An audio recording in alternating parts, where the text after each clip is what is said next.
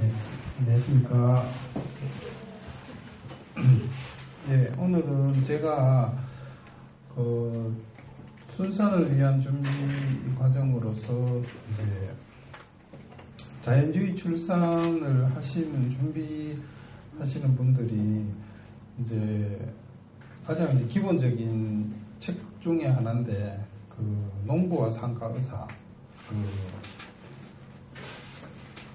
그 책을 좀 정리해서 소개해주는 시간이거든요.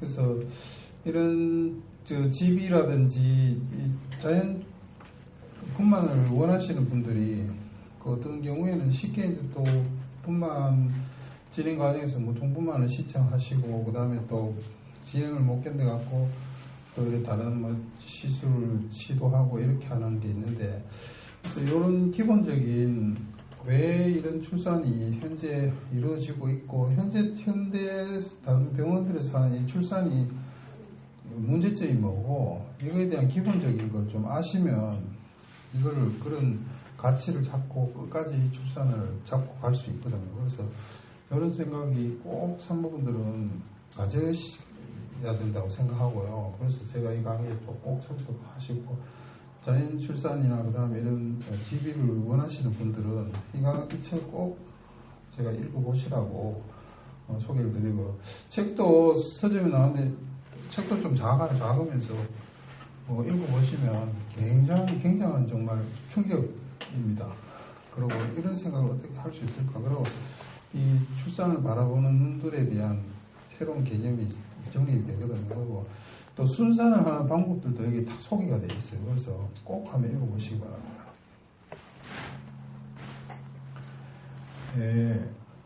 미셸 오당이라시는 분이 농부와 산과 책인데요. 기본적인 대전제는 이 농부와 좀 재미있는 내용이 딱 이렇게 이해가 좀 쉽게 되는데, 그 농사하고 출산하고 이게 대조적으로 비교를 했어요. 그래서 그 현대에 일어나고 있는 그 용어를 단적으로 딱 설명을 하면, 농사에 대해서는 현재 하고 있는 농사가 산업 영농이에요. 대량 생산, 컴바인은 농약을 쓰고 대량 생산, 집중 생산 이렇게 하는 게 그게 산업 영농이고요. 그 다음에 현재 이런 산업 영농에 여러 가지 문제점이 있잖아요. 그래서 그거에 대항으로 요새 농약에 오염되고 이런 약을, 그 다음에 또 GMO 이런 거 유전자 조합 이런 여러 가지 문제가 있잖아요. 그게 사람 몸에 안 좋잖아요. 안 좋은 거에 대해서 대안으로 유기농이 있잖아요. 유기농 약을 쓰지 않고 자연적인 방법으로 저절로 식물이 성장하고 생육해서 그 음식을 사람이 섭취한다. 그죠? 산업 영농의 문제점을 대안으로 그 유기농이 지금 유행하고 있잖아요. 그거와 똑같아요. 현재 출산도 어떻게 되냐면 병원들에서 대형 병원들이나 그 다음에 지금 우리 병원들에서 이루어지고 있는 이 출산이 어떤 규격화된 대량화된 그거를 이제 산업 출산이래. 산업 병원에서 하는 출산은 산업 출산. 어떤 규정이 정해지고 병원에서 한 규율대로 약을 쓰고 금식을 하고 그 다음에 그 회원 절개를 하고 회의를 놓고 하는 이런 과정들이 약물 보통 하반신 마취를 하고 이런 과정들이 어떻게 보면 산업 출산이에요. 그 산업 출산에 대한 여러 가지 문제점들이 지금 대두되고 있거든요. 그래서 그런 거를 이겨나는 방법으로 자연주의 출산이에요. 이 네 가지가 대비가 되는 거죠. 산업 영농, 산업 출산, 그 다음에 유기농 농업, 그 다음에 자연주의 출산. 이게 대비가 되는 거죠. 그래서 이 비교를 정말 드라마틱하게 좀 해놨어요. 이 책에서. 그러고 그렇구나. 우리가 몰랐던 내용들인데 정말 그렇구나 하는 그런 거를 짚어주는 내용이고 이런 생각을 하는 이 생각자예요. 그래서 이런 내용을 한번 아시면 자연주의 출산의 그 가치를 확 잡고 있을 수 있다 하는 거고요. 그래서 여기서 이제 이야기를 드리는 게 내용은 조금 책 내용을 제가 다 정리했기 때문에 조금 긴데 다 필요한 내용이라고 해야 되고요. 그래서 지금 이제 산업 영농의 문제점이 과목병이죠. 구제역 이렇게 사람이 소나 이런 걸 먹으면 사람들이 미친다 하는 거예요. 그거를 이렇게 선각자들이 이렇게 영농을 이렇게 하면 문제가 생긴다고 벌써 예언을 했는데 지금 그게 이제 생기고 있는 현실이고요. 그래서 농사 쪽 거는 제가 좀 많이 뺐거든요. 그래서 현재 최근에 관심사들이 문제가 되는 게 뭐냐 하면 이런 영농의 그런 음식에 그런 화학물에 의해서 임산부도 오염이 되는 거예요. 그래서 이게 뭐냐면 50년 전에는 전혀 존재하지 않은 이런 물질에 우리 몸속에 폴리엄마 화학 물질들이 수백 가지가 계속 축적이 되고 있다는 거예요. 그래서 이런 것들은 계속 남아있고 그 다음에 산모도 임신 중에 아기한테도 노출이 되는 거고요. 그래서 이런 것들에 대해서도 엄마들이 임신 중에도 관심을 가지셔야 돼요. 어떤 자기가 이렇게 외부 이런 물질에 노출이 되는지도 아무 생각 없이 그렇게 생각하시면 안 되고 정말 좀 새로운 시각으로 바라봐야 되거든요. 그래서 이런 데 보면 밝혀진 내용들이 많이 있죠. 그래서 신경 발달에 또 이제 태뇌 오염이 문제가 되고요. 그래서 대개 보면 이런 애들 IQ도 낮고 기억력, 주의력이 떨어지고요. 그다음 치아도 이렇게 이제 폴리엄마 화학 물질에 노출이 되면 아기들 이빨이 적고 약해지고, 그 다음에 이 남성 아기들은 태뇌에서 또 이렇게 이런 화학물에 노출이 되면 생식기 기형이 생기고 정자수가 떨어지고 나중에 이제 수태 능력에도 문제가 생기고, 그 다음에 또 이런 아기들은 남성 아기들은 태뇌 사망률도 높아지고요. 그 다음에 이런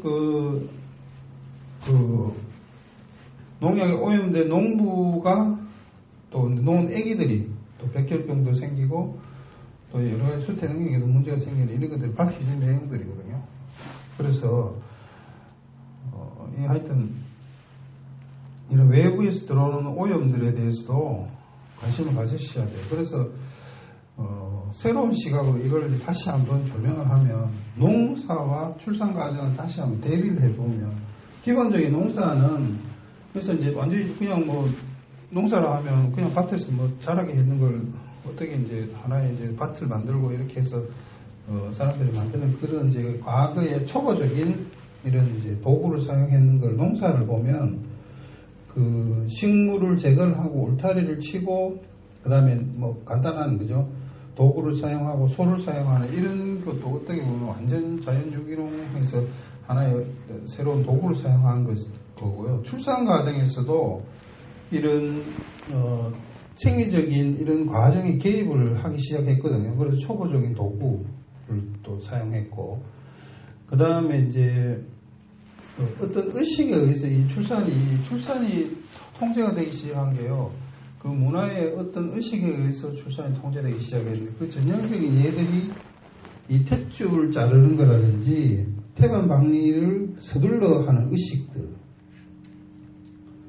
이런 것들이 어떻게 보면 출산 과정에 이제 개입을 하는 거거든요. 그래서 그 전에는 진짜 이제 사람 자기 스스로 덤불 속에서 아기를 놓고 이래 했던 것이 이제 산파라든지 이런 사람들이 도우기 시작하면서 이런 여러 가지 문제가 악순환이 시작됐고요. 프라이버시가 방해되고 출산이 오히려 더 어렵게 되고 배를 주무르고 누르고 손으로 자궁을 벌리고 이렇게 하는 과정을 어떻게 보면 출산의 과정이 개입이죠. 이렇게 농사가 대해서 아주 가장 기초적인 이런 개입이 시작된 거예요. 이것도 어떻게 보면 문화에 의해서 영향을 받는 거거든요.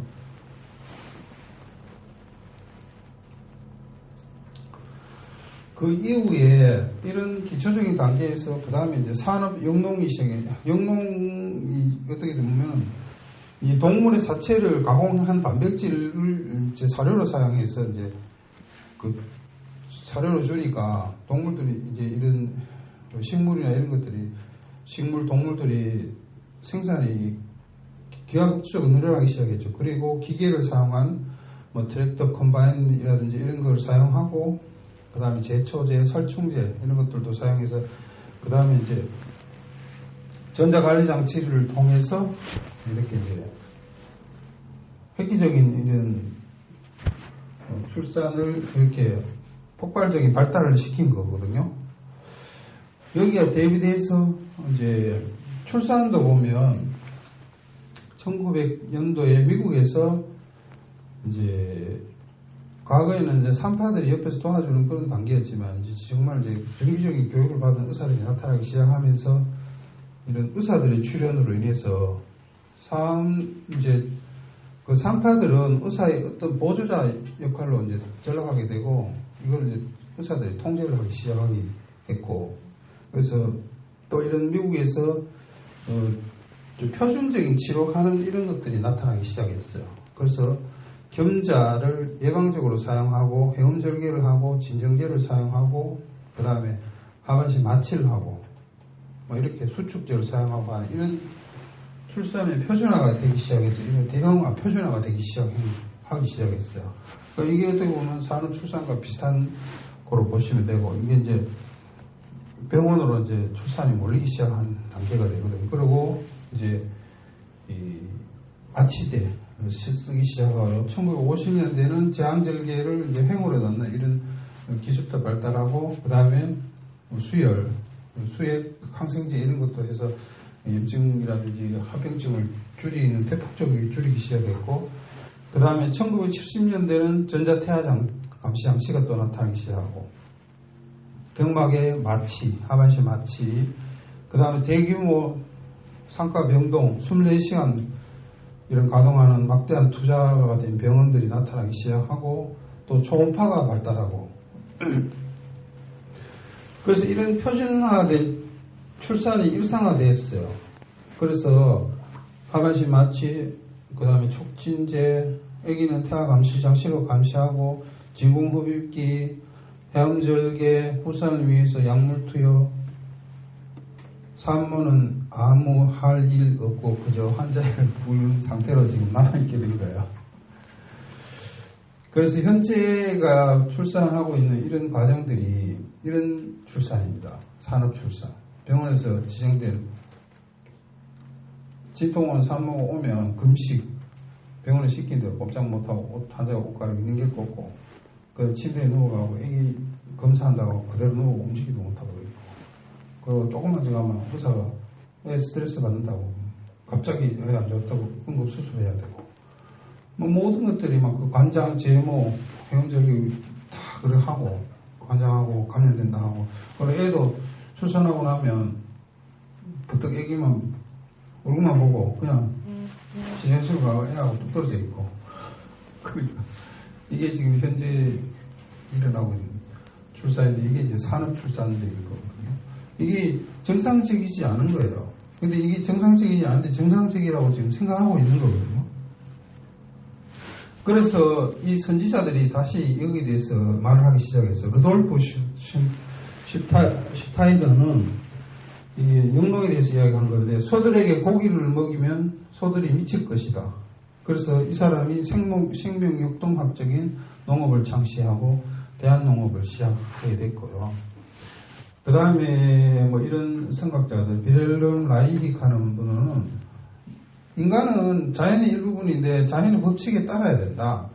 그래서 세상이 이렇게 사막화가 되기 시작한 것은 인간의 정서가 사막화되기 때문에 사막화가 된 것이고 이 정서적 사막화의 가장 기본은 출산 과정에서 갓난 아기 때 주는 손상에 의해서 이렇게 인간의 그 정서적인 사막화가 시작됐더라는 거. 결국은 뭐냐 하면 세상이 이렇게 사막화가 많이 되고 세상이 문제가 되는 거는 출산 과정에서 어떤 손상을 입었기 때문에 결국 이 세상이 정상적으로 돌아가지 않는다 이렇게 이야기했고요. 그래서 그 이외에 또 유명한 성학자로서 르바이의 분만 있죠. 많이 들어보셨죠. 출산 과정에 아기 인권을 존중해주는 르바이에는 폭력 없는 출산 이래가지고 그러니까 아기를 인격체로 보자. 아기도 나오자마자 이렇게 막 그 충격을 주는 게 아니고 아기도 빛에 노출되지 않고 이렇게 하는 인격체로 봐주자 하는 이런 르바이에서 출산 과정이 또 부드러운 출산 이렇게 이제 시작이 되고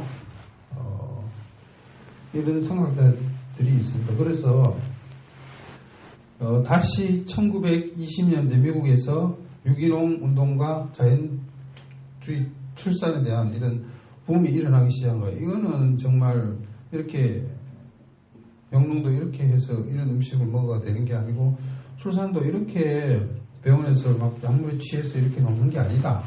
이렇게 해서 이 자연 출산이라든지 이런 게 다시 이제 재조명받기 시작했고요.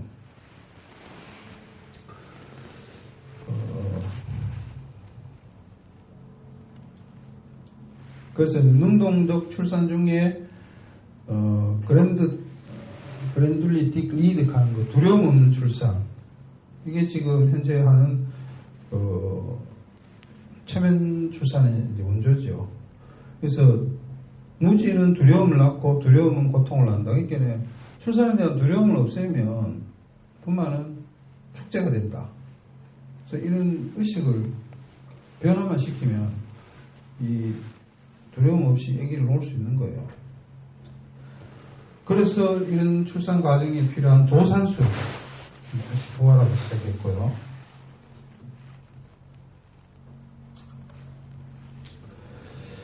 자, 우리는 어떤 재앙을 기다리고 있나? 이분들이 이야기하는 게 뭐냐면 그 출산 과정에서 오는 이런 손상을 사실 실질적으로 사람들 이론은 맞는 것도 진짜 그게 실질적으로 증명된 거 맞나? 증명됐어요.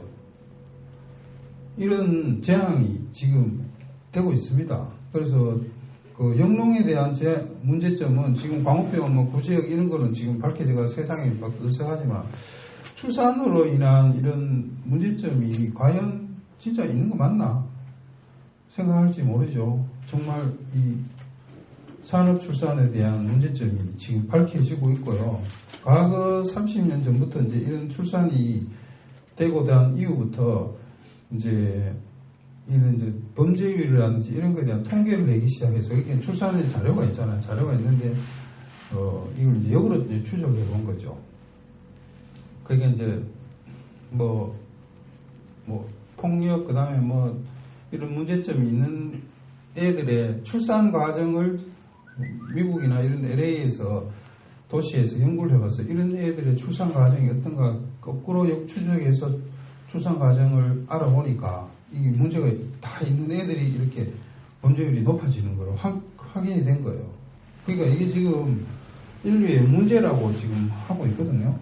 그래서 이런 범죄율과 상가적 개입의 비율에 상관관계가 있다는 거거든요. 그래서 미성년자 폭력, 이 폭력은 사랑하는 능력을 손상을 입었을 때 이렇게 폭력이 생기는 거예요.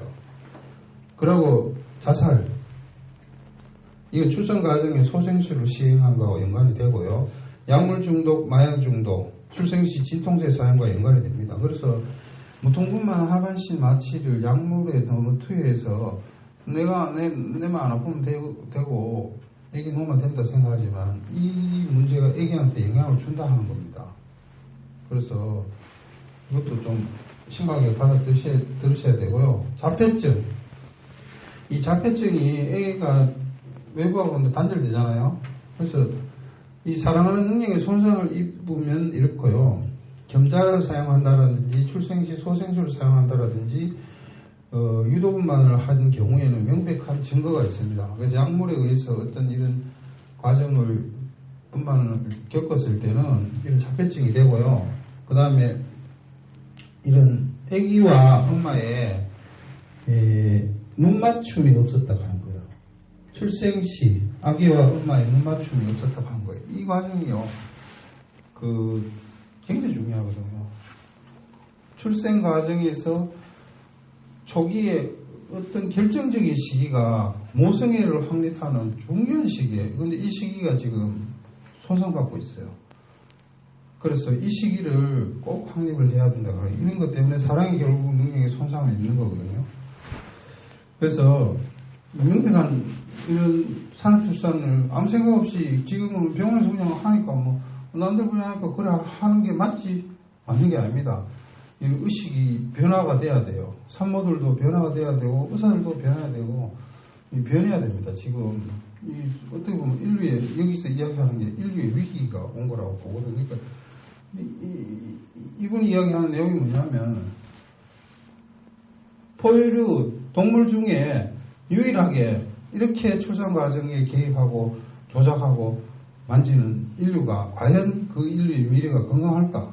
결코 건강하지 않은 거예요.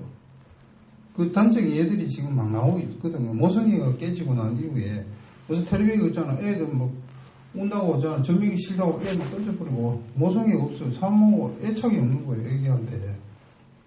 산모도 그런데 애기는 어디서 가겠어요. 그러니까 그런 사랑을 또 못 받으니까 이런 애들은 커서 사랑의 능력이 문제가 되는 거예요. 이게 범죄도 아무 쉽게 범죄하고 하는 거거든요. 그래서 이 신이 이렇게 준 이런 능력들을 훼손하는 거거든요. 어떻게 보면. 그래서 이걸 좀 심각하게 생각을 하셔야 돼요. 그래서 출산 과정에서 이걸 또 산부인과나 이런 의사들이 이걸 보호해줘야 되고, 그 다음에 그거를 권장해야 되는 그런 중요하다고 지금 생각되고 있고요. 그래서 이 산모의 이 정서적인 불안은 얼마나 중요하냐면요. 이 임신한 여성에서 이 부정적인 영향은 사교성, 이런 사랑하는 능력에 손상을 입히고요.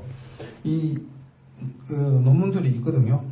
유복자와 출생 후 2년 내 아버지가 잃은 아이에서 이제 조사를 해놓은 논문이 있어요. 근데 유복자는 이제 뱃속에 있을 때 남편이 사망한 거고요. 그럴 때는 엄마가 받는 충격이 대단하겠죠. 이런 유복자일 때 그 아기와 그 다음에 2년이 지난 상태에서 남편이 사망한 아기 사이에 이 범죄 이유가 정신적인 문제를 비교해 보니까 뱃속에 있던 아기 충격을 받았 그 아기가 유복자가 훨씬 정신적인 문제나 사회적인 문제가 더 크다 하는 거거든요. 그래서 알코올 중독, 정신질환이 훨씬 높았고요. 그 다음에 어머니가 임신 중절을 신청했는데 했던 아기의 사교성이 낮고 35세까지 이런 사교성의 문제가 생겼고요. 원치 않은 아기 임신에서는 정신분열증도 높았다는 거거든요. 그래서 산모가 이 정신적인 마음가짐이 굉장히 중요한데 특히 임신 중에 어떤 영향을 받으면 그게 바로 애기한테 영향을 준다는 하는 거거든요. 그래서 이 산후출산에서 이 산모들한테 주는 이 스트레스 이걸 줄여줘야 돼요. 그래서 이런 산업화된 산정관리는 이 행동과 사교성 분야에 이 장기적인 영향을 미치는 거고요. 그래서 엄마가 분비하는 이런 스트레스 호르몬은 사랑의 능력에 손상을 입히는 겁니다. 그러면 이게 사랑의 능력을 어떻게 하면 개발이 되느냐?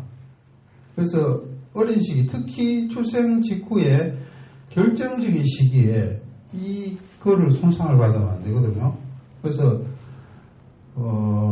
과거에 문화적으로 보면 이걸 이용해서 오히려 이렇게 공격성 있는 아기를 만들기 위해서 이 의료의 출산 과정에 개입했던 그런 문화들이 많아요. 아프리카라든지 이런 데 보면 원주민들이 막 남자애들이 그 전투력을 기르고 막 하기 위해서 오히려 이제 엄마가 접촉을 피하게 하고 이런 것들을 막 애하고 바로 접촉을 띄게 하고 이게 공격성 문화에서 막 키우게 하는 이런 그 문화들도 많이 있었거든요. 그게 이제 결국은 이 출산 과정을 개입하는 거예요. 그래서 인간의 공격성을 개발하는 것이 이 진화 관점에서는 유리했었거든요. 그래서 그 전형적인 예들이 보면 과거에는 뭐 과학적으로 못 밝혀졌지만은 초유가 오염돼 있다. 보통 초유가 이러면 좀 찐득찐득하거든요. 그게 보름이라 하고 이래갖고 하여튼 엄마가 접촉을 못하게 하고 저 못 먹게 하고 이렇게 해서 이놓게 하려고 하는 것은 첫 접촉을 방해하는 이런 문화들이 있었다 합니다. 그래서 이 공격성을 개발한 게 그 잔재들이 남아있는 게 전형적인 게 뭐냐면 탯줄 자르는 거예요. 탯줄을 빨리 자르면 사람하고 격리가 할 수 있잖아요. 그러니까 해놓고 나면 바로 탯줄 잘라가 뚝 띄꾸는 거예요. 그게 어떻게 보면 격리하는 거거든요. 그게 지금 문화에 남아있는 거예요. 보통 병원들에서 보면 그냥 아무 생각 없이 그냥 애 나오면 바로 탯줄 뚝 잘라버리고 뚝 분리시켜보잖아요. 이게 어떻게 보면 정상적인 거하고 다르게 지금 문화가 되어 있는데 공격성을 키우는 거예요. 그러니까 탯줄을 늦게 잘라야 돼요. 늦게.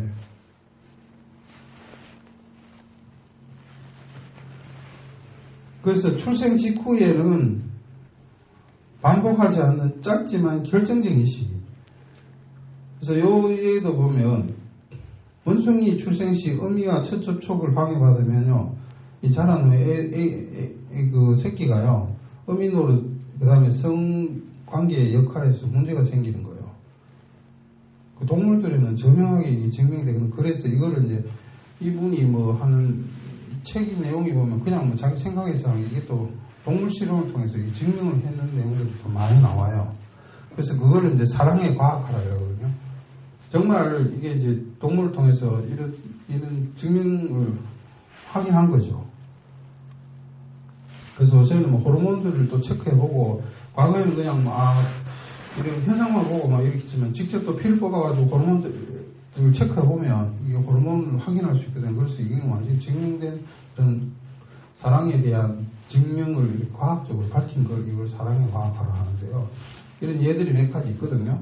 그래서 처녀지는 자기 혼자, 지 혼자 생각하고 삐삐 돌아다니고, 뭐 남 돌보고 이런 거 없잖아요. 처녀지는요. 근데 이 처녀지에다가 새끼를 넣은 어미지에 피를 뽑아갖고 처녀지에다 그 피를 주니까 이 처녀지가요, 새끼를 돌봐요.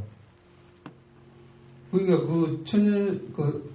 어미지에 있던 그 옥시토신 하는 모성 호르몬이 처녀지한테 들어가니까 처녀지가요, 지만 생각하던 게 옆에 있는 새끼들을 돌보는 게 생기는 거예요. 그러니까 이게 사랑의 호르몬이 옥시토신이라고 증명이 된 거거든요. 그래서 모성을 만드는 호르몬이 있다. 이게 이제 옥시토신이고, 이 호르몬은 전형적인 이타 호르몬이고요. 그래서 남을 배려하고 새끼를 돌보는 능력이 있는 이런 상호의존적인 이 호르몬인데, 이게 나와요. 그러니까 이 출산 과정에서 이게 저절로 나오게 되는데, 이거를 지금은 이 호르몬 없이 아기를 놓고 이 호르몬 없이 아기를 키우는 거예요. 그러니까 문제가 생기죠. 그러니까 이거를 이런 호르몬이 나오게 환경을 만들어줘야 되는 거고요. 그래서 이런 출산 직후에는 어머니와 아기는 아주 복잡하고 특수한 이 호르몬 균형 관계에 있는 거예요. 그래서 이게 이제 옥시토신, 프롤락틴, 아드레날린 이런 호르몬의 복잡한 상태에 의해서 이 출산이 형성되고 모성애가 만들어지는데, 이런 문화적 환경이 이 출산의 과정을 방해하면 이 사랑의 능력에 문제가 생기는 거예요. 이런 호르몬 레벨들이 떨어지기 시작하면 그걸 경험하지 못했을 때 얘들은 이제 그런데 크고 나중에 문제가 되는 거고요. 그래서 이제 또 과학과 중에 하나 또 예를 들은 게 뭐냐면, 어미양이, 그죠? 새끼를 낳는데, 동물에서 하반신 마취를 해가 동물을 낳는 거예요. 그러니까 엄마들이 지금 아무 생각 없이 하반신 마취해서, 무통분만이라고 하반신 마취해서 애기를 낳고, 나는 안 아프겠네요. 뭐, 애 놓는데 편하게 좋지, 뭐, 이렇지만, 이게 동물에서는 어떤 현상이 일어나냐 하면, 하반신 마취 에피두랄을 해서 양을 놓으면 자기 새끼를 돌보질 않아요. 이거를 보고 좀 심각하게 좀 생각해야 되거든요. 그만큼 이 출산 과정에 생기는 모성 호르몬이 나오지 않으면 지 새끼를 인정하고 놓고 나서도 새끼를 안 돌봐요. 밀어버려요. 젖도 안 주고 오면 밀어버린다. 그러니까 그 과정에서 나오는 모성이 결정적인 순간에 그 모성이가 만들어지고 그 다음에 아, 요거는 내 새끼라 하는 걸 자기 인식하고 동물의 가장 본능이잖아. 그게 본능이 깨져보는 거예요. 어떻게 보면 이런 마취라 하는 과정을 통해서. 그래서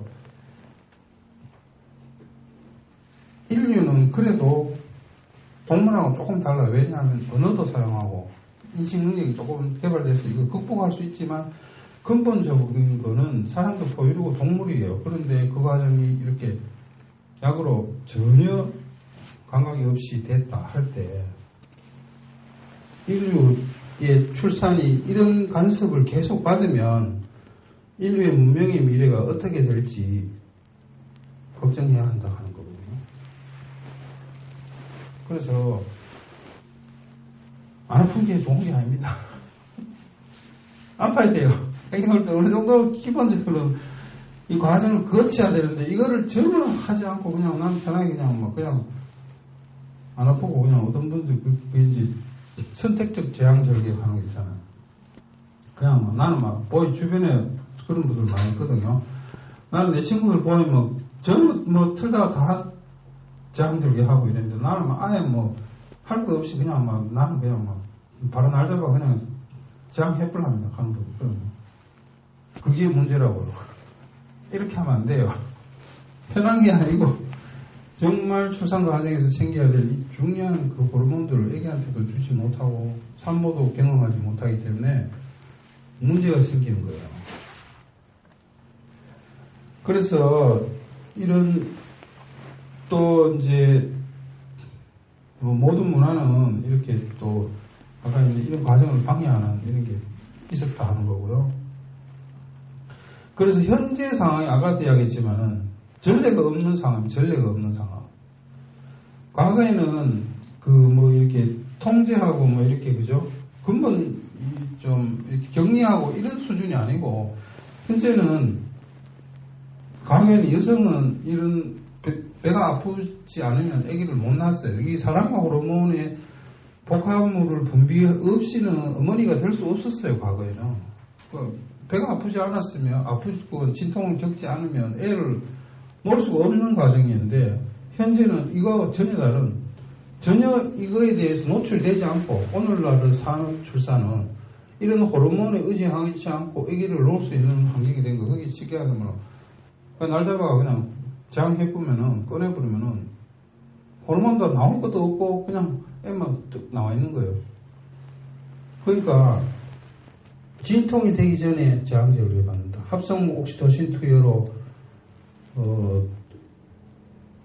자신의 호르몬 투여를 막고요. 모장의 결정적인 후산 때 약물 투여를 받고 그래서 이런 합성 옥시토신은 두뇌 장벽을 넘지 못하고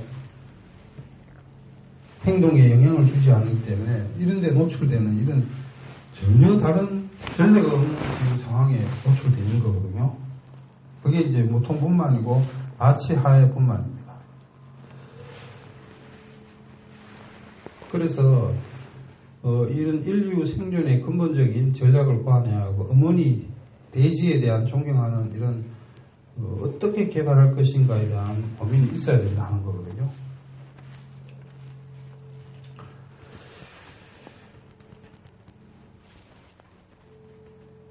그래서 요새는 다시 V대획 하면서 있죠. 한번 제왕한 사람은 그 다음에 진통이 한번 겪으면서 조금이라도 배가 아프고 나서 제왕하자. 그 다음에 자연분만을 다시 한번 시도해보자. V대획 운동도 지금 활발히 이루어지고 있다는 거거든요. 그 다음에 또 이제 다른 게 좀 요새는 출산을 많이 안 하기 때문에 이런 호르몬에 노출될 기회가 여성들이 적고 그래서 오히려 더 남성화되고 있다 하는 거고요. 그 다음에 이제 또 출산 과정에 대한 건데요. 출산을 어떻게 바라볼 것이냐, 애기 진통 오는 거를 어떻게 바라볼 것이냐, 이런 생태학적인 이 관점에서 이제 출산을 바라보는 건데요. 출산이 이루어지는 거는 진통이라든지 그 다음에 호르몬을 분비하는 거는 원심의 있거든요. 뇌는 위에 이제 대뇌 피질이 있고 중간에 이제 원심뇌가 있고 그다음 호흡 중추 이런 게 있는데 원심뇌는 파충 위에 동물적인 이제 그 뇌라고 보거든요. 그래서 거기 보면 보통 간단하게 동물적인 뇌가 뭐냐면 뭐 사람 웃고 그다음에 뭐 소변 보고 싶고 뭐 생리적인 느낌 있잖아요. 그게 자고 싶고 그다음에 뭐 배고프고 뭐 이런 게 이제 원시적인 뇌거든요. 애기 놓는 것도 이런 원시적인 뇌에서 애기를 놓거든요. 근데 이런 과정도 이런 호르몬의 원시적인 뇌가 작동하도록 이렇게 환경을 만들어줘야 됩니다. 근데 출산 과정에서 보면 병원들이나 이런 과정에서 보면 이 원시뇌 작동을 방해해요. 그러니까 오히려 대뇌 피질, 이게 뭘 계산하고 사람 생각하고 뭐 전화번호 이야기하고 뭐 자기가 말을 하고 이런 자체는 그 대뇌 피질 그게 지각에 작동을 하는 거거든요. 그게 애 놓을 때는 이 지각을 작용을 하면 안 돼요. 그 본능에서 얘기를 놔야 되는데 자꾸 본능을 억제하고 이게 지각을 깨우게 하는 거예요. 그 말을 자꾸 걸고 이런 거는 안 되거든요. 진행을 방해하는 거예요. 그러니까 이 진행을 원시적인 방법으로 끌어갈 수 있도록 진행 과정을 해야 순산을 할 수 있는 거예요. 그래서 이런 관점에서 출산을 바라봐야 되고, 그래서 단적인 예가 뭐냐면 잠자는 거와 애기 놓는 거와 똑같다고 보는 거예요. 잠자는 게 본능이잖아요. 피로하고 이러면 자기 스스로 눈이 쓱 감기면 잠이 오잖아. 그거와 똑같이 이런 과정으로 출산을 이끌어줘야 되는데, 그게 여기서 이제 출산 시에는 자연적으로 산모는 외부가 단절하려는 명백한 증거가 있다 하거든요. 그래서 일상생활에서 안 나타나는 행동, 비명 지르기, 욕하기, 전혀 일상하지 않는 자세, 이게 심피질의 그게 축소된 상황이거든요. 여기에는 막 본능이 작동하는 거거든요. 그래서 평소에는 막 이렇게 자기는 내가 성질 날 때는 소리를 안 지르려야지 이러고 막 억제가 돼 있는데, 이게 이제 어느 정도 되면 그게 딱 그 억제가 풀리면 본능이 나타나잖아요. 사람 술 먹고 막 떠들듯이 평소에는 억제되어 있는 그거를 적해야 이게 본능에 의해서 작동을 하는 거예요. 그래서 이 출산을 잘하게 하는 방법들이 지금 소개되고 있거든요. 그래서 간단하게 생각하면 잠잘 때 어디 잡니까? 조용한 데서 자잖아요. 막 시끄럽고 막 이렇게 불 켜놓고 막 내가 모르는 데서 잠 못 자잖아요. 똑같아요. 출산도 이거와 똑같아요. 조용한 곳에서 조용한 환경을 만들어줘야 돼요. 이 심피질의 활동을 줄여야 되거든요. 그래서 조용한 곳에서 잔다.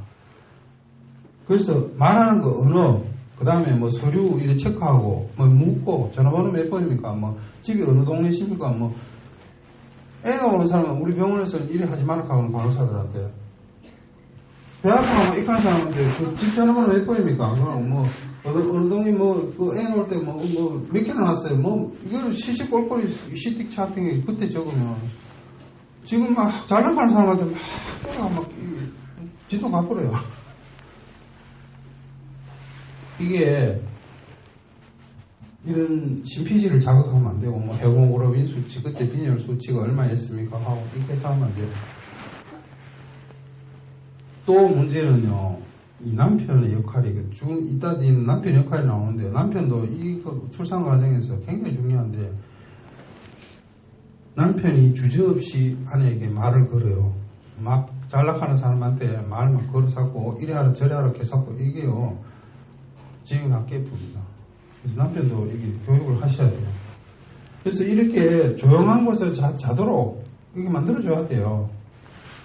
그러면 간단하게 예를 들어 뭐 동물들 새끼 놓을 때 뭐 환한 데서 뭐 사람들 많은 데서 놓치는 거 안 놓잖아요. 조용한 데서 깜깜한 데서 찾아가면 놓잖아요. 어디서 놓는지 모르게 놓잖아요. 그거 똑같아요.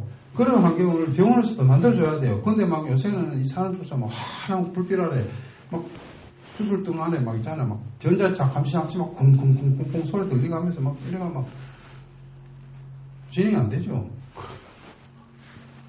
완전히 역으로 역행하고 있잖아요. 어두워야 돼요. 어두워야 돼요. 어두워야 자잖아요. 그 산업 출산은 이 밝은 빛 아래 출산인데 이게 문제거든요. 어두운 데서 잠이 오잖아요. 그러니까 조용하고 깜깜하고. 그 다음에 또 문제가 뭐냐면 프라이버시. 아까 동물을 깜깜한 데서 아무도 모르는 데서 뭐 다 하잖아요. 프라이버시가 보장이 돼야 돼요. 자기가 안전하다고 생각될 때 이 새끼를 놓거든요. 그리고 남이 나를 지켜보고 있다. 나를 간섭한다. 내가 내 기분이 억제가 된다. 이럴 때는 안 돼요. 진행이. 그러니까 누가 나를 지켜보, 조산사라든지 그 다음에 이 옆에 보조하는 사람이 나를 방해하면 안 돼요. 나를 정중간에 탁 지켜보고 있고 나를 하는 거 안 하는 거 의사도 이런 역할을 하면 안 돼요. 조용한 데서 한쪽 구석에서 그냥 바라봐야 될 역할을 해야 되는 거지. 그러고 막 아빠가 막 카메라를 들고 막 찍고 있잖아요. 막 기록이 남긴다 하고 막 호들갑 떨고 이러면 이게 의식이 깨이거든요.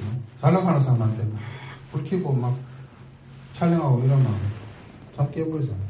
그리고 또 문제가 뭐냐면 전자감시장치. 애기 상태를 관찰한다고 이게 줄에 대놔하고 막 쿵쿵쿵쿵 하면서 막 계속 산을 움직이지 못하게 이렇게 하는 게. 그래서 전자감시장치와 그냥 애기 소리 잠시 듣는 거하고는 애기 출산에 아무런 영향이 없다고 결론이 나 있거든요. 오히려 이 소리들이 심피지를 자극하기 때문에 사람이 긴장을 하게 되면 사람을 옆에서 막 쿵쿵쿵쿵쿵쿵쿵 뭐 자꾸 나를 감싸고 자꾸 이러다 하면 사람이 긴장을 하죠. 그러면 깨버렸지. 심피질이 자극을 받거든요. 조용하게 자기나 잘 나가는데 막 라디오 트는 건 똑같아요. 막 이렇게 떠들면 안 돼요. 그 다음에 아드레날린 분비가 없는 환경, 그 위험에 처한 상황에 사람은 위험하다고 생각하면 긴장을 하거든요. 그래서 위험에 처하지 않은 상태에 아드레날린이 분비되지 않은 상태로 편안한 장소의 상태로 해줘야 되거든요.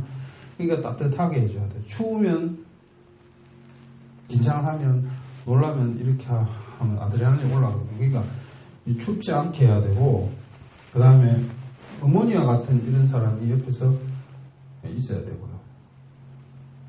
그냥 둘라 역할이 출산 보호자가 이 편안한 상태를 만들어줘야 이런 출산이 되는 거예요. 간단하게 예를 들어 조용하고 그죠? 깜깜하고 조용하고 프라이버시가 보장되고 안전하게 편안한 상태에서 출산이 이루어지는 거거든요. 그러면 물 흐르듯이 호르몬이 나오기 시작했어요. 애기가 막 밀고 내려와요.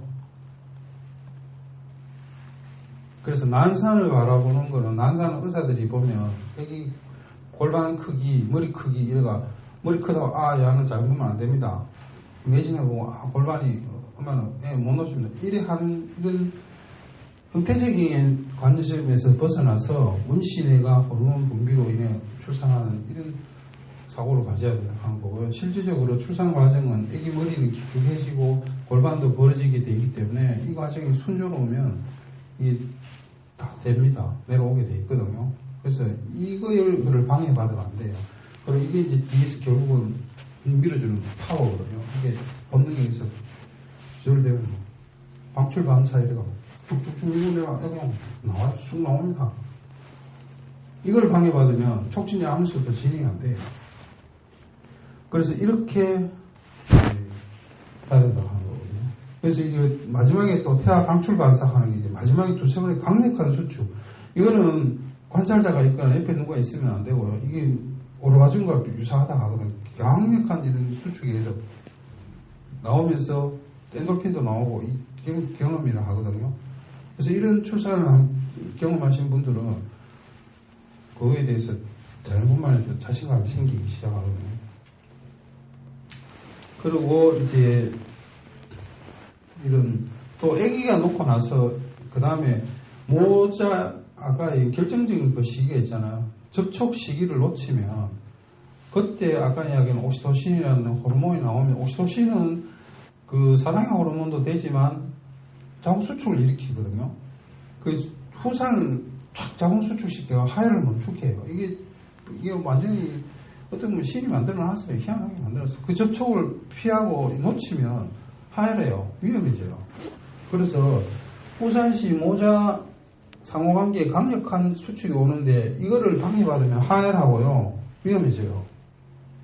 그러니까 애기 놓고 나서 바로 애기 접촉하면서 모성애를 느껴야 하혈 안 해요.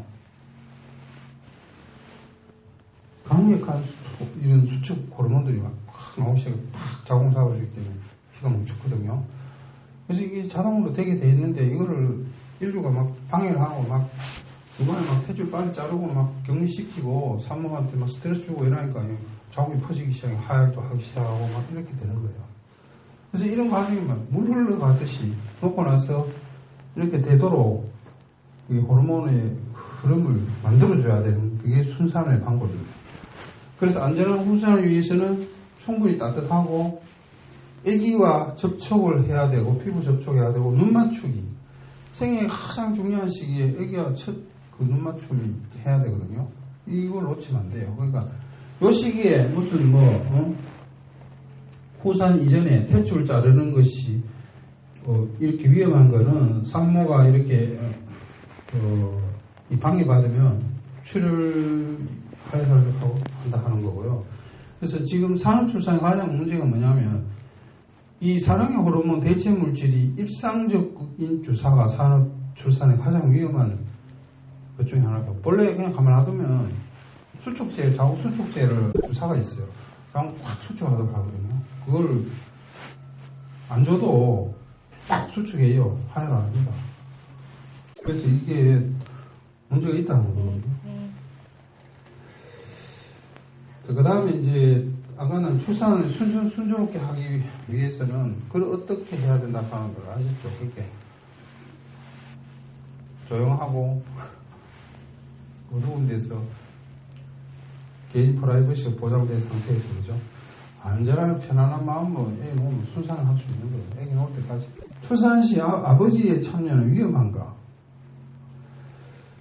그 출산 시에는 이 아버지 남편이 참여하는 게 확실히 산업화된 출산의 이론이 어떻게 보면 남편이 출산 과정에 참여되는 이게 좀 현대적인 출산 아닐까 이런 생각하면 현대 출산인데도 남편의 역할이 중요한데요. 남편의 역할이 이게 반대로 가면 완전히 방해가 되는 거예요. 그래서 이 1960년대 남편 참여가 산업화된 날에 불현듯 시작됐고 거대한 산과 병동에서는 거대한 의료팀이 구성되어 있고 모르는 사람들에 쌓여서 전례 없는 이렇게 출산을 하게 됨으로부터 남편이 개입하기 시작했거든요. 그런데 오히려 남편하고 뭐 관계에 있으면은 오히려 좋지 않느냐 이런 반론도 있거든요. 그래서 부부의 결속력을 강화해주며 오히려 이혼이나 뭐 이런 회원의 지원율이 줄어들고 그 아빠가 있으면은 재앙절개율이 낮아지지 않느냐 이렇게 주장하는 분도 있거든요. 자, 그러면 이 세 가지 질문이 있거든요. 그러면 남편의 참여가 그 출산을 돕는가 방해하는가? 자, 아까 출산 과정에 자연적으로 이루어지는 이런 그 물 흐르듯이 친정 엄마가 옆에서 봐주듯이 이런 과정으로 막 쉽게 가면 애 놓을 때도 방구 봉봉 끼고 이렇게 해도 아무 내가 막 소리 한번 지르고 싶어도 막 소리 지르고 막 해야 그게 본능적으로 되는 건데 과연 남편이 옆에 있을 때 그게 가능하냐 하는 거거든요. 그래서 남편의 역할도 한 세 가지 스타일이 있어요. 자신을 내세우지 않고 있을 수 있고 보조자의 역할로 진짜 친정엄마 같이 이렇게 자기를 숙이고 이렇게 해주는 남편이 있고 관찰자, 안내자, 야 호흡하자, 숨쉬, 하나 둘 자, 세 번, 야 끝까지 해야지, 자 해. 지시자예요. 막 자기가 명령하고 있는 거거든요. 이러면 방해돼요.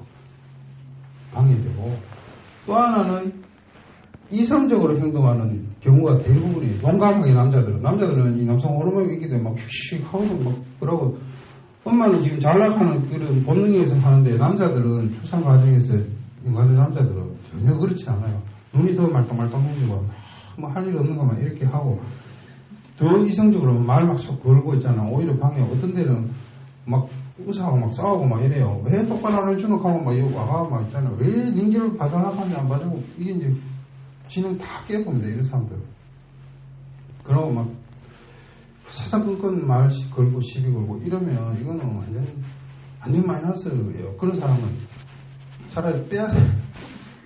교육 전혀 안 돼 있어요. 그리고 이렇게 하면 아까 이야기했잖아요. 이 출산 과정에 이런 사람이 도움 됩니까? 전혀 안 되잖아요. 차라리 분만실에서 빼야 돼요. 그런 보통 대부분의 남자들은 이성적이고 자기는 출산하고 호르몬적으로 전혀 관계없기 때문에 말똥말똥하고 뭐라도 하려고 가거든요. 그래서 이렇게 못하도록 제재를 해야 됩니다. 남편이.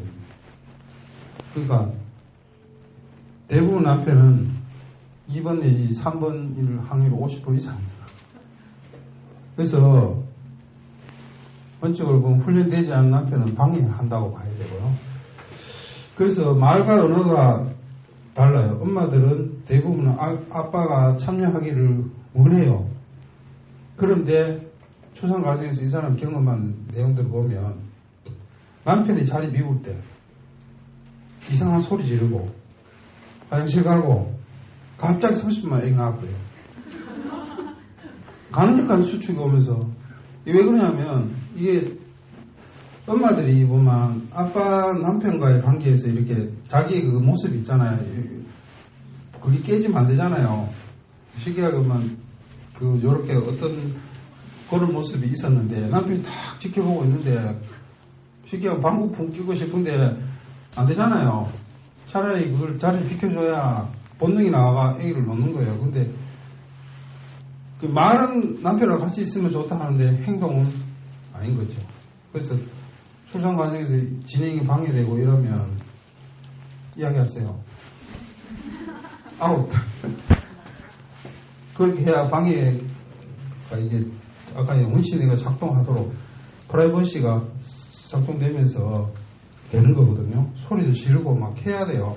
막 심한 경우는 막 개성을 질러야 되는데 옆에서 딱 보고 있는데 개성 왜 저러노 하고 본능이 나와야 애를 온다니까요. 막 닌겔 꽂고 막 어떤 사람 아프면요 진짜 이성 이러고 닌겔 꽂고 막 이래가 막 일어나 막 소리 지르고 막 이래요. 본능이 나와요. 그래야 애를 온다니까. 그래서 말과 언어가 다르답니다. 그리고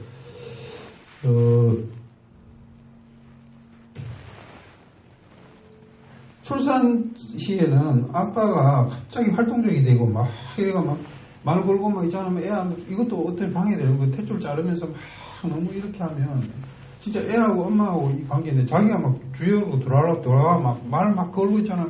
이거 안 돼요. 말을 좀 줄여야 됩니다. 남편도. 그때는 애하고 엄마만 이렇게 할 수 있도록 이렇게 해줘야 되거든요. 그 다음에 이제 성생활의 영향 유무입니다. 그래서 이런 출산 과정에 남편이 이 출산 과정을 보면요. 이 성적 매력은 신비로운 거거든요. 근데 애기가 남편을 이렇게 과거에는 남편이 출산의 과정에 상상할 수도 없는 일이에요. 오늘날에는 이렇게 했는데 멋진 출산 이후 몇 년 뒤 부부 이혼. 그래서 이제는 성상대는 아니다. 동지애는 지켜주었으나 성상대는 아니다. 이게요, 이 성에 대한 신비가 좀 있고요. 좀 엄마들이 정말 그걸 좀 아셔야 되는 거는 남편분이 아기 낳는 과정을 보면 완전 충격을 받아요. 그래서 그 단적인 얘가 아니 절로 애가 우리 나오는 남자는 충격 받아본다니까요. 그리고 성관계가 안 된대요. 그래서 정신과 치료받는 사람도 있고요. 이 때문에 우리는 밑으로 못 보게 하거든요. 그리고 애 나오고 나서 들어오게 해요. 어떤 사람은 꾹꾹 막 밑에 내려가 보려고 하는데 안 돼요. 그거는. 그리고 우리도 보면 출산 과정이 산부인과 우리는 막 계속 산부인과 해서 그렇지만 어떨 때 보면 막 가정이 굉장히 좀 막 피나오고 막 이러면 사람이 긴장을 하거든. 근데 평소 그거 안 하던 사람도 그런 거 보면요. 완전 충격, 그게 잊혀지지가 않아요. 그러면 엄청난 충격을 받기 때문에 이 문제가 돼요. 그래서 이거에 대해서 심각하게 애기 놓는 과정이 남편이 좋지만 어느 선까지는 안 돼요. 그래서 성생활에 영향을 줍니다. 그러니까 애기 나오고 나서 들어오게 하고 어깨 위에서 밑에서 못 내려오게 하시고, 그럴 때는 빨리 남편 아웃.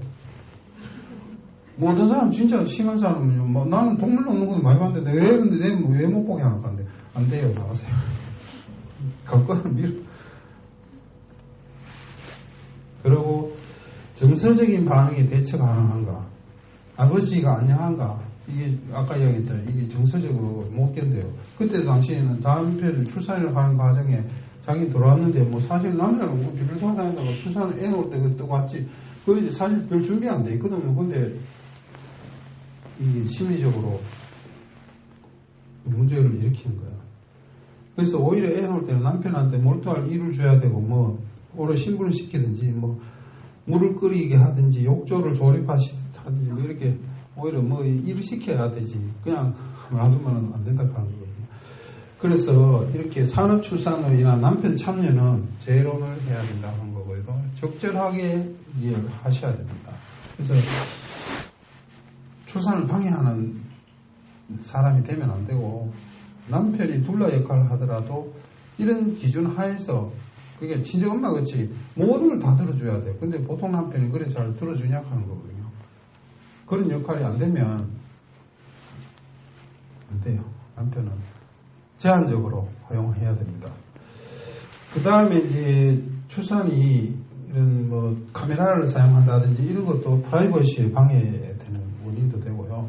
그래서 결국은 아까 이제 출산 과정, 그 다음에 남편 역할도 됐고, 자연 출산은 좋은 점이 뭐냐 하면 이런 의료적 개입이 없이 아기를 낳는 거예요.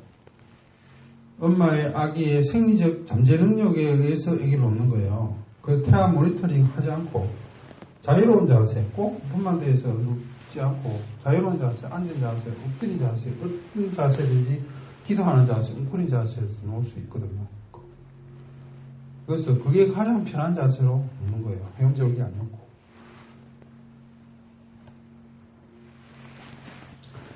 그래서 아까는 난산을 피하기 위한 이런 방법 다 정리해 놓은 거고요. 그 다음에 물의 역할도 샤워기도 상당히 중요하거든요. 그래서 진행이 잘 안 될 때는 물을 이용하면 욕조를 한번 사용한다든지 샤워를 한번 하고 나면 이 사람의 기분이 쫙 되고, 그래서 진행이 잘 안 되는 사람들이 욕조에 들어가서 샤워기 탁 들고 문을 탁 닫는 순간 개인 프라이버시가 탁 보장되기 때문에 갑자기 본능에 의해서 진행이 확 되기 시작한대요. 그래서 이런 것들도 활용을 하면 순산할 수 있는 방법들이 있습니다. 분만이 길고 몹시 고통스러울 때 약물 대신에 욕조를 사용하면 1시간 반 만에 거의 다 열린다고 이런 통계들이 있습니다. 그래서 이런 출산을 위해서는 근본적인 변화가 필요하고요. 의료적인 통제 이런 것에 대한 게 조금 변화가 돼야 되고요. 임신 여성의 본능적인 요구를 무시하는 이런 의료적인 통제,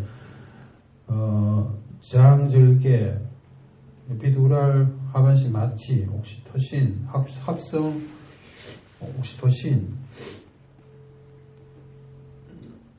이런 것들이 지금 의료적인 개입이고 통제라고 보고 있고요. 그래서 조산사와 상가 의사의 관계가 이렇게 새롭게 정립돼야 된다 하는데, 이렇게 산부인과 의사는 좀 줄이고, 그 다음에 1차적인 출산을 담당하는 의사들은 분만을 담당하는 조산사가 좀 많이 활동해야 된다. 그래서 스웨덴 같은 경우에는 제왕절개율이 11%인데 조산사가 미국의 10배 정도 작용하고 있거든요.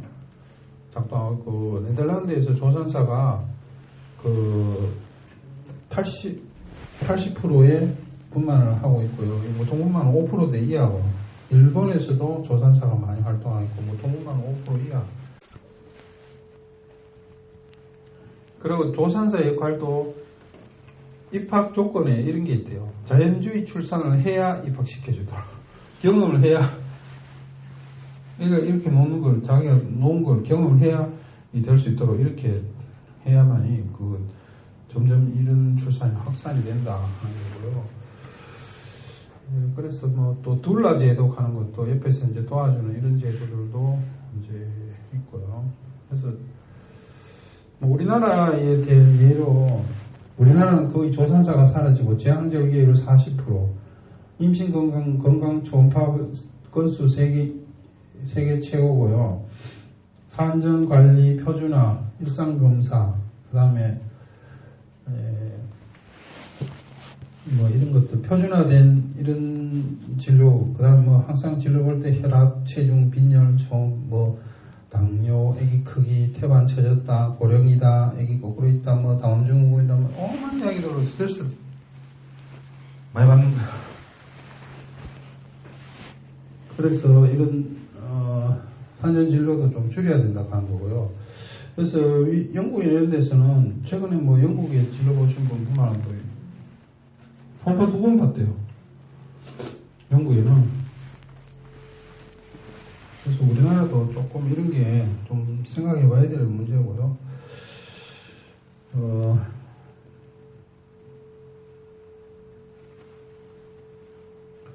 그래서 이게 산전 진료할 때는 이런 용어들을 좀 피하고 생명 역동학적 이렇게 뭐 피아노 치고 노래 부르고 막 이렇게 좀 산모들이 기분이 좋게 이렇게 하는 게 오히려 산전 진료에는 필요하다 하거든요. 그래서 앞으로 이제 이런 우리가 인류가 이 처한 이 사랑의 능력 손상에 대해서 벗어나자.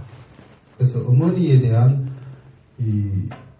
대지의 사랑의 능력, 그 다음에 이런 걸 회복함으로 인해서 출산을 치유함으로써 지구를 치유하자.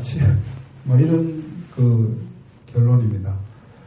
그래서 쭉 이제 여기까지 다 이야기 드렸는데요. 결국 자연주의 운동이 본능에 의해서 이제 출산을 하도록 하는 거거든요. 그러니까 의료적 개입이 여러 가지 문제점을 많이 일으킨다는 걸 엄마들도 지금 오늘 이야기 들어보시면 좀 놀란 내용들이 많죠. 예. 그래서 아무 생각 없이 이렇게 하는 것들이 문제를 일으킨다고 하는 걸 좀 각성하시고 출산 과정에 되도록이면 자연적인 방법으로 한번 시도하시고 출산을 이끌어오길 바랍니다. 예, 감사합니다.